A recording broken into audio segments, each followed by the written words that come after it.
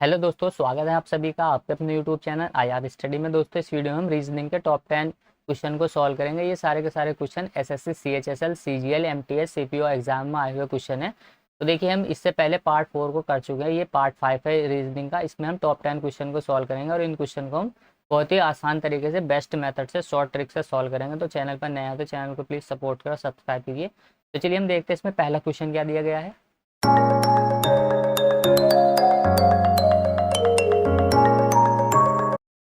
तो देखिए, question number 1 दिया गया है। यहाँ पर हमें एक टेबल दी गई है। इस टेबल में हमें बताना है कि यहाँ पर क्वेश्चन मार्क की जगह पर कौन सी वैल्यू आएगी। Option A, B, C, D, कौन सा नंबर आएगा। तो देखिए, इस तरीके की जो रिलेशन बनता है, या तो वो इस तरीके से बनते हैं, हमें वैल्यू क्या होती है, ऊपर से नीचे में फाइंड करनी पड़ती है, नीचे से ऊपर। या फिर हमें क्या करना पड़ता है, इसमें इस तरीके से चलना पड़ता है। तो यहाँ पर हमें क्या दिख रहा है कि यहाँ पर जो वैल्यू है, यहाँ इस तरफ बड़ी वैल्यू दी गई। इसका मतलब हमें क्या करना होगा, इस तरीके से रिलेशन को देखना होगा कि यहाँ पर कौन सी इनमें रिलेशन बन रहा है। तो देखिए, यहाँ पर जब हमने देखा क्वेश्चन में, तो यहाँ पर दिखाई देगा हमें। यहाँ पर देखा 11 लिखा हुआ है, ये 2, और यहाँ पर ये 4 लिखा हुआ है। तो यहाँ पर हमें 98 लाना है। किस प्रकार से यहाँ पर 98 हम ला सकते हैं। तो देखिए, हमने क्या किया, यहाँ पर 11 की गुणा में कर दी। 11 गुणा क्या हो गया, 22। 11 दूना 22, और 22 की गुणा हमने जब 4 में करी तो ये हो जाएगा 88। तो यहाँ पर हमने क्या, 11 गुणा में 22, तो ये हो जाएगा 11 दूना 22। गुणा में कर दिया हमने 4, तो 22 गुणा में 4 हो जाएगा 88। यानी कि देखिए, यहाँ पर हम इसको लिखते हैं 11 गुणा में 2, और ये हो जाएगा गुणा में 4। तो 11 दूना 22, 22 चौक 88 हमें यहाँ पर मिल गया। लेकिन यहाँ पर नंबर क्या है, 98 दिया। इसका मतलब यहाँ पर हमने अगर 10 ऐड कर दिया तो हमें वैल्यू कितनी मिल जाएगी, 98 मिल जाएगी। तो देखिए, 98 यहाँ पर हमें वैल्यू मिल गई। अब क्या करेंगे, हम दूसरे भी वैल्यू को भी देखेंगे कि इस प्रकार से जो ये नंबर है, ये सेटिस्फाई हो रहा है या नहीं हो रहा है। तो ये हो जाएगा 3 छंग 18, और ये हो जाएगा 18 पंजे 90। तो देखिए, 90 प्लस के हमने किया इसमें 10, तो यहाँ से वैल्यू कितनी मिल गई, हमें 100 मिल गई। तो देखिए, वैल्यू यहाँ पर 100 आ गई है। ठीक इसी प्रकार हम यहाँ पर करेंगे। ये हो जाएगा 8 नम 72, और 72 की गुणा जब हम 1 में करेंगे तो 72 ही आएगा। तो 72 में हमें क्या करना होगा, 10 ऐड करना होगा। आंसर हमारा आ जाएगा 82। तो 82 होगा इस क्वेश्चन का राइट आंसर। ऑप्शन डी होगा इस क्वेश्चन का राइट आंसर। क्वेश्चन नंबर 2 दिया गया है। देखिए, ये तो प्रश्न आकृति दी गई है हमें, और यहाँ पर ये उत्तर आकृति दी गई है। इस क्वेश्चन में पूछा गया है कि ये यहाँ पर जो हमें प्रश्न आकृति दी है, इसमें क्या होगा, इसको मोड़कर कौन सी उत्तर आकृति बनाई जा सकती है, ये हमसे इस क्वेश्चन में पूछा गया है। तो देखिए, यहाँ से ये जो बी लिखा हुआ है, ये बी और ये सी, ये दोनों क्या होगा, आपस में अपोजिट डायरेक्शन में होंगे। क्योंकि देखिए, यहाँ से इस ये तो बी है और ये सी है, ये दोनों क्या होंगे, एक दूसरे के अपोजिट में होंगे। मतलब या अगर बी दिखाई देगा तो सी दिखाई नहीं देने का, अगर सी दिखाई देगा तो बी दिखाई नहीं देने का। इसके अलावा जो एल है, ये क्या होगा, के अपोजिट में होगा। ये दोनों क्या होगा, आपस में विपरीत दिशा में होंगे। यहाँ पर के और एल विपरीत दिशा में होंगे। इसके अलावा एन और पी, ये एन है और यहाँ पर ये पी है, ये दोनों क्या होंगे, आपस में अपोजिट डायरेक्शन में होंगे। मतलब एक दिखाई देगा तो दूसरा दिखाई नहीं देगा। इसका मतलब यहाँ पर देखिए, यहाँ पर क्या है, ये बी दिखाई दे रहा है। तो देखिए, अगर बी दिखाई दे रहा है तो सी दिखाई नहीं देना चाहिए, तो ये आंसर नहीं हो सकता। अगर एल दिखाई देगा तो के दिखाई नहीं देना चाहिए। देखिए, यहाँ पर ये के है और ये एल है, तो ये भी दिखाई दे रहा है, ये भी आंसर नहीं हो सकता। इसके अलावा अगर पी दिखाई देगा तो एन दिखाई नहीं देना चाहिए। ये पी है और ये एन है, ये भी आंसर नहीं होगा। तो देखिए, ऑप्शन एलिमिनेट करके हम इन क्वेश्चन को बहुत जल्दी सॉल्व कर सकते हैं। ऑप्शन बचा हुआ ए ही हमारा इस क्वेश्चन का राइट आंसर होगा। देखिए, एल दिखाई दे रहा है, इसका मतलब हमें ए दिखाई नहीं देगा, ये अपोजिट डायरेक्शन में नीचे चला जाएगा के। इसके अलावा ये हमें बी दिखाई दे रहा है इस तरफ, तो बी के अपोजिट में कौन होगा, सी इधर चला जाएगा। और पी के अपोजिट में यहाँ पर जो बचा हुआ नंबर एन है, वो इधर चला जाएगा। तो देखिए, ऑप्शन ए ही इससे क्या होगा, बनाया जा सकता है। ऑप्शन ए होगा इस क्वेश्चन का राइट आंसर। क्वेश्चन नंबर 3 दिया गया है। यहाँ पर देखिए, प्रश्न आकृति दी गई है और यहाँ पर ये हमें उत्तर आकृति दी गई है। तो यहाँ पर क्वेश्चन मार्क की जगह कौन सी आकृति आएगी, ये हमें इस क्वेश्चन में पूछा गया है।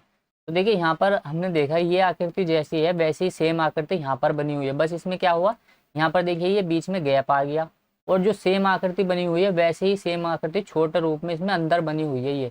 और इसमें क्या है, एक डॉट लगा हुआ है। इसका मतलब जो आकृति आएगी वो सेम टू सेम जैसी आकृति यहाँ पर है वैसी ही आकृति आएगी, और उसमें बीच में क्या होगा, गैप होगा। तो देखिए, ये नहीं हो सकता। ये आकृति आ सकती है लेकिन इसमें बीच में गैप नहीं है, ये तो वैसे ही नहीं हो सकता। तो ऑप्शन ए होगा इस क्वेश्चन का राइट आंसर। देखिए, सेम आकृति हमें दी गई है, ये बिल्कुल सेम टू सेम आकृति है, और इसमें बीच में गैप भी दिया हुआ है। जैसे देखिए, यहाँ पर इसमें बीच में गैप दिया हुआ है, वैसे इसमें भी यहाँ पर ये गैप है। और यहाँ पर अंदर क्या है, बिल्कुल सेम आकृति देखिए, इसमें डॉट बना दिया। जैसे यहाँ पर देखिए, सेम आकृति देखिए, इसमें डॉट बना हुआ है। तो इस तरीके से पैनी नज़र से देखकर आप इन क्वेश्चन को आसानी से सॉल्व कर सकते हैं। क्वेश्चन नंबर देखिए 4 दिया गया है, यहाँ पर ये प्रश्न आकृति है और यहाँ पर ये उत्तर आकृति दी गई है। तो देखिए क्वेश्चन मार्क की जगह पर कौन सी आकृति आएगी, यहाँ पर ये हमसे क्वेश्चन में पूछा गया है। तो देखिए यहाँ से हम जब इसको सॉल्व करेंगे, यहाँ पर देखिए ये वाली जो तीरे का निशान है ये यहाँ पर जाके बदल गया है। इसका मतलब यहाँ पर ये तीरे का निशान है तो ये भी आगे क्या हो बदल जाएगा, बदल जाएगा आगे। इसका मतलब सेम टू सेम तो आंसर नहीं हो सकता, ये भी नहीं होगा और ऑप्शन ए भी नहीं होगा। तो देखिए दो ऑप्शन तो हमने वैसे ही काट दिया एलिमिनेट करके। अब क्या करेगा, अगर आप इसमें आपको ये ज़्यादा समझ में ना तो आप 50-50 भी इसमें कर सकते हैं, लेकिन आपको तुक्का बिल्कुल नहीं लगाना। अगर चारों ऑप्शन ही आपको समझ नहीं आ रहे हैं तो दो ही ऑप्शन अगर आपको ऐसे लग रहा है तो ये होगा या बी होगा, तभी आप इसको आगे सॉल्व कर सकते हैं। लेकिन बहुत आसान क्वेश्चन है। देखिए यहाँ पर ये कहा गया है कि ये तीरे का निशान यहाँ चेंज हो गया। देखिए यहाँ पर ये एक वैल्यू दी गई है, लेकिन यहाँ पर आगे जाके क्या हो गई, ये दो हो गई। इसका मतलब जो यहाँ पर वैल्यू है शुरू में पलट के दी है, वैसी वैल्यू यहाँ पर शुरू में ये ऊपर जाकर दे दी है, अपोजिट डायरेक्शन में दे दी और एक आकृति इसमें बढ़ा दी है। देखिए ठीक ऐसी आकृति क्या होगी यहाँ पर आएगी। तो देखिए या तो ऑप्शन डी होगा या फिर बी होगा। तो हमने देखा यहाँ शुरू में हमें क्या दी गई आकृति, नीचे की तरफ दी गई है ये। तो देखिए इसमें भी नीचे की तरफ दे दी शुरू में, इसका मतलब बी आंसर नहीं हो सकता, ऑप्शन डी ही होगा इस क्वेश्चन का राइट आंसर। क्योंकि यहाँ पर देखिए अगर यहाँ पर शुरू में नीचे दी गई है तो यहाँ पर हमें ऊपर की तरफ दी है, तो यहाँ पर ऊपर की तरफ दी है, यहाँ पर नीचे की तरफ है तो यहाँ पर भी क्या होगी, ऊपर की तरफ ही आएगी शुरू में। तो ऑप्शन डी होगा इस क्वेश्चन का राइट आंसर। देखिए ये ऊपर है, ये नीचे है, फिर ये ऊपर, फिर ये नीचे, तो एक आकृति क्या होगी यहाँ पर बढ़ जाएगी। तो क्योंकि यहाँ पर देखिए 3 दी गई है और यहाँ पर भी देखिए यहाँ पर शुरू में 1 दी थी तो यहाँ 2 हो गई, यहाँ 3 है तो यहाँ 4 आएगी। तो ऑप्शन डी होगा इस क्वेश्चन का right answer. Question number 5 direction से रिलेटेड क्वेश्चन है। देखिए क्वेश्चन नंबर 5 में यहाँ पर कहा गया है कि दो वैन है एक्स और वाई एक ही स्थान से निकलती है। एक्स क्या करती है, पश्चिम में जाती है 5 किलोमीटर। मान लीजिए वो एक स्थान क्या है, ये वाला है, एक्स यहाँ से निकल रही है, ये एक्स है, ये पश्चिम में जाती है 5 किलोमीटर, पश्चिम में जा रही है ये 5 किलोमीटर। फिर आगे देखिए क्वेश्चन में कहा गया है ये 5 किलोमीटर जाती है और उसके बाद क्या करती है, फिर वह अपनी बाईं ओर मुड़कर जाती है और 3 किलोमीटर की यात्रा करती है बाईं ओर। इसका बाईं ओर कौन सा होगा, नीचे की तरफ होगा। ये यहाँ से क्या करती है, 3 किलोमीटर की यात्रा करती है। फिर आगे क्वेश्चन में कहा गया कि वाई क्या करती है, दक्षिण की ओर 13 किलोमीटर चली। तो यहाँ से हम वाई को चला देंगे, यहाँ से वाई है, ये दक्षिण क्या होगा, नीचे होगा। और इसने क्या की 13 किलोमीटर की यात्रा की है, 13, इसने 13 किलोमीटर की यात्रा कर ली। जब इसने 13 किलोमीटर की यात्रा की उसके बाद फिर यह पश्चिम दिशा की तरफ मुड़ी और 5 किलोमीटर की यात्रा की। तो देखिए यहाँ से ये चली और इसने 5 किलोमीटर की यात्रा की, यहाँ पर ये 5 किलोमीटर की यात्रा इसने तय कर ली। फिर वह अपने क्या करी, बाईं ओर मुड़ी और 7 किलोमीटर की यात्रा इसने कर ली। तो देखिए इसका बायां कहाँ होगा, नीचे की तरफ होगा। ये क्या करती है, यहाँ से मुड़ती है और यहाँ पर ये इस तरफ 7 किलोमीटर की यात्रा इसने यहाँ से कर ली है, 7 किलोमीटर, 7 किलोमीटर वो बाएं तरफ चली। तो यहाँ पर क्वेश्चन में पूछा गया है कि एक्स के संबंध में वाई अब कहाँ पर है, एक्स के संबंध। तो देखिए एक्स तो यहाँ पर है और वाई यहाँ पर है। तो देखिए इनके बीच की जो डिस्टेंस है वो हमसे पूछी गई है और साथ ही साथ इन दोनों के बीच में क्या है, कितने किलोमीटर का गैप है, ये भी हमसे पूछा गया। तो देखिए यहाँ से हमने जब यहाँ पर डॉट लगाया, ये अगर ये 3 किलोमीटर है तो इसके सामने वाली ये भी 3 ही किलोमीटर होगी। इसका मतलब ये बची हुई जो दूरी हो गई ये कितनी हो गई, 10 किलोमीटर, क्योंकि 3 क्या है, दोनों ने सेम सेम तय कर ली। इसके अलावा देखिए यहाँ पर ये 5 है तो यहाँ पर भी ये 5 किलोमीटर है। आगे देखिए यहाँ से ये यहाँ तक की दूरी जो होगी कितनी होगी, ये भी 10 ही किलोमीटर होगी। इसका मतलब 10 तो ये रही यहाँ तक और बची हुई 7 ये रही, 10 10 और 7 17 किलोमीटर क्या हो गया, इनके बीच में गैप हो गया। अब एक्स के संबंध में वाई किस दिशा में, तो देखिए एक्स यहाँ पर है और वाई इसके ठीक नीचे है, इसका मतलब वाई इसके दक्षिण दिशा में है। तो ऑप्शन बी होगा इस क्वेश्चन का राइट आंसर, 17 किलोमीटर दक्षिण दिशा में होगा वाई। एक्स के संबंध में वाई दक्षिण में है 17 किलोमीटर की दूरी पर। ऑप्शन बी हो गया इस क्वेश्चन का राइट आंसर। क्वेश्चन नंबर देखिए 6 दिया गया है। यहाँ पर आपको इसमें पढ़कर पूरा टाइम वेस्ट नहीं करना, आपको तो सिर्फ यहाँ पर देखना है कि हमसे पूछा क्या जा रहा है। यहाँ पर हमसे ये पूछा जा रहा है कि पी प्लस क्यू इंटू में आर माइनस के एस, इनके बीच में संबंध क्या है। देखिए यहाँ से हमें यही पढ़ना है बस। तो सबसे शुरू में यहाँ प्लस दिया है तो हम प्लस का देख लेंगे, यहाँ पर प्लस है, ये रहा। इसका मतलब प्लस का अर्थ है कि ए क्या है, बी का पिता है, ए बी का पिता है। इसका मतलब यहाँ पर ये पी है और ये पी क्या है, क्यू का पिता है। पी हमसे क्यू का, पी हमें क्यू का पिता दे दिया क्योंकि यहाँ पर इन दोनों का रिलेशन क्या है आपस में, ए बी का पिता है। इसका मतलब पी क्यू का पिता है। गुणा, गुणा का अर्थ देखिए यहाँ पर ये दिया हुआ है, ए इंटू बी का अर्थ क्या है, ए बी का भाई है, ए बी का भाई है। इसका मतलब क्यू क्या है, आर का भाई है, ये क्यू आर का भाई है, क्यू आर का भाई भी हमें पता चल गया। और यहाँ पर ये एस माइनस में दिया है तो माइनस का अर्थ देखिए यहाँ पर हम ढूंढ लेंगे, ये ए माइनस बी का अर्थ दिया है हमें ए बी की मात्रा है, इसका मतलब आर एस की मात्रा है। आर क्या है? एस की मात्रा है। ये दोनों आपस में बहन भाई है, ये बहन भाई है, ये बहन भाई है। तो हमसे क्वेश्चन में पूछा गया है कि क्यू एस से किस प्रकार संबंधित है। तो देखिए क्यू एस से किस प्रकार संबंधित है, ये तो यहाँ पर एस है और ये यहाँ पर क्यू है। तो देखिए ये इसकी माता है और ये इसके मामा है। तो हमसे पूछा है क्यू एस से, एस से, इसका मतलब ये एस का क्या है? मामा है। ऑप्शन बी होगा इस क्वेश्चन का राइट आंसर। क्यू क्या है? एस का मामा है। क्वेश्चन नंबर 7 दिया गया है। देखिए इसमें पूछा गया है कि एक विशिष्ट कोड भाषा में रेंज को इतना लिखा गया है, इसके अलावा अरेंज को ऐसे लिखा गया, तो प्रैंक को कैसे लिखा जाएगा, ये हमसे पूछा है। तो देखिए इसको हम कैसे सॉल्व कर सकते हैं। यहाँ पर इसको देखिए, यहाँ पर वैल्यू जो हमें दी गई है, ये यहाँ पर रेंज लिखा हुआ है। तो देखिए यहाँ पर क्या है? ये ई लिखा हुआ है, ये एफ है। इसका मतलब यहाँ से क्या हुआ है? एक प्लस हो गया। फिर क्या है? ये जी लिखा हुआ है, ये आई है। यहाँ पर दो प्लस कर दिए इन्होंने, दो प्लस होगा है। फिर देखिए एन लिखा हुआ है और ये क्यू लिखा हुआ है। एन 14 पर आता है और क्यू 17 पर। तो अगली बार क्या किया इन्होंने? तीन प्लस कर दिए। यहाँ पर ये ए लिखा हुआ है और यहाँ पर ये ई लिखा हुआ है। तो यहाँ यहाँ पर ये ई और यहाँ पर ये क्यू आ गया। तो देखिए यहाँ पर ये क्या आएगा आपकी बार? यहाँ पर ये एन लिखा हुआ है और यहाँ पर ये क्यू आ गया। तो एन के बाद ये, तो यहाँ पर कितना आपके बार इन्होंने? चार प्लस कर दिया। और यहाँ पर ये आर आता है 18 नंबर पर, डब्ल्यू आता है 23 नंबर पर। तो 18 5 23। तो यहाँ पर अब की बार इन्होंने क्या किया? 5 प्लस कर दिया। तो शुरू में क्या कर रहा है? ये कुछ ऐसे चल रहा है। देखिए यहाँ से यहाँ पर तो ये एक प्लस कर रहा है और लास्ट वाले नंबर में इन्होंने कितना किया है? यहाँ से यहाँ तक 5 प्लस कर दिया। इसका मतलब शुरू में 5 प्लस किया, फिर 4, फिर 2, फिर 3, यानी कि 5 4 3 2 1, इस तरीके से इन्होंने प्लस किया। तो देखिए यहाँ जो नंबर आएगा वो इससे एक अगले नंबर आएगा। यानी कि यहाँ पे जैसे ये ई के बाद शुरू में नंबर दे दिया यहाँ पर +1, तो के बाद +1 क्या होगा? एल होगा, एल।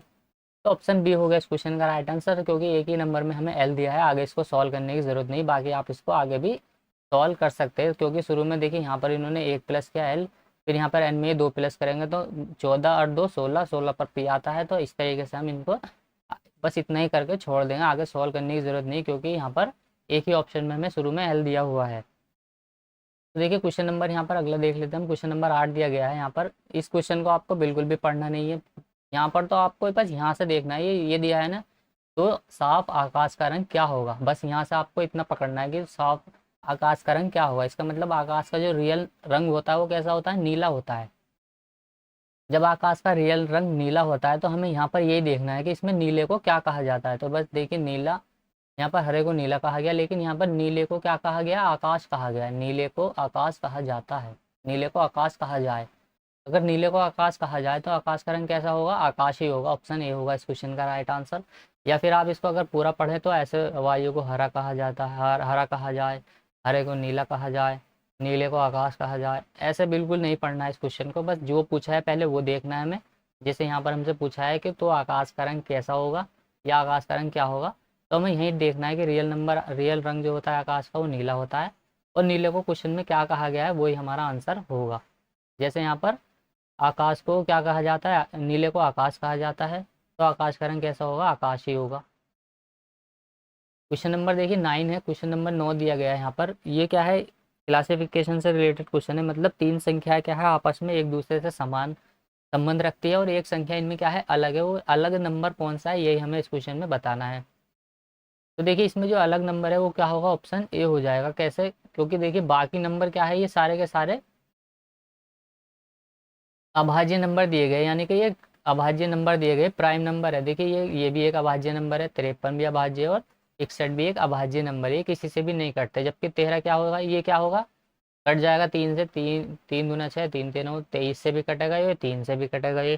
तो ये कटने वाला नंबर दे दिया हमें ऑप्शन ए, तो यही होगा इस क्वेश्चन का राइट आंसर।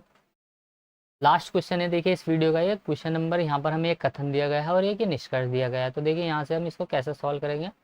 कथन में कहा गया है कि मेरी कक्षा में सभी विद्यार्थी बुद्धिमान है। अगर मेरी कक्षा के सारे विद्यार्थी बुद्धिमान है तो इसका मतलब कोई भी उसमें ऐसा नहीं है जो डल है। सुनील एक बुद्धिमान नहीं है, सुनील बुद्धिमान नहीं है। अगर सुनील बुद्धिमान नहीं है इसका मतलब वो मेरी कक्षा का तो नहीं है, क्योंकि मेरी कक्षा में क्या है? सभी विद्यार्थी बुद्धिमान है। तो देखिए निष्कर्ष पढ़ लेते हैं अब हम। निष्कर्ष पढ़ेंगे जब हम, तो देखिए यहाँ से क्या होगा। क्वेश्चन में कहा गया निष्कर्ष में यहाँ पर सुनील मेरी कक्षा का विद्यार्थी नहीं है। सही बात है, मेरी कक्षा का नहीं है। अगर वो बुद्धिमान नहीं है तो मेरी कक्षा का नहीं है। तो ये निष्कर्ष निकलता है। आगे कहा गया है कि सुनील को कठोर परिश्रम करना चाहिए। ये क्या है, सुनील को कठोर परिश्रम करना चाहिए या नहीं करना चाहिए, ये हम नहीं कह सकते, क्योंकि इससे रिलेटेड हमें कोई भी इन्फॉर्मेशन नहीं दी गई है। हमें तो खाली जितना कथन में कहा जाए उतना ही हमें फाइंड करना है। हमें अलग से इसमें दिमाग अपना नहीं यूज़ करना है कि उसको, अगर वो बुद्धिमान नहीं है तो उसको मेहनत करनी चाहिए, ऐसा हमें निष्कर्ष में, कथन में नहीं कहा गया। लेकिन हमें यहाँ इतना क्लियर ज़रूर हो गया कि मेरी कक्षा में क्या है, सारे के सारे विद्यार्थी बुद्धिमान है, तो सभी क्या है, बुद्धिमान होंगे, कोई भी बुद्धिमान नहीं होगा। सुनील अगर बुद्धिमान नहीं है तो वो मेरी कक्षा का तो नहीं है। इसका मतलब क्या होगा, यहाँ पर कथन एक निकलता है तो ऑप्शन बी होगा इस क्वेश्चन का राइट आंसर। केवल निष्कर्ष एक निकलता है कि सुनील मेरी कक्षा का विद्यार्थी नहीं है।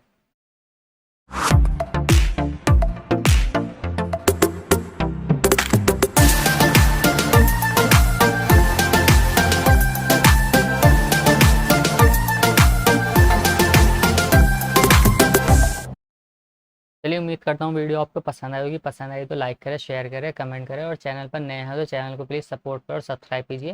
तो मिलते हैं नेक्स्ट वीडियो में, तब तक के लिए बाय, जय हिंद।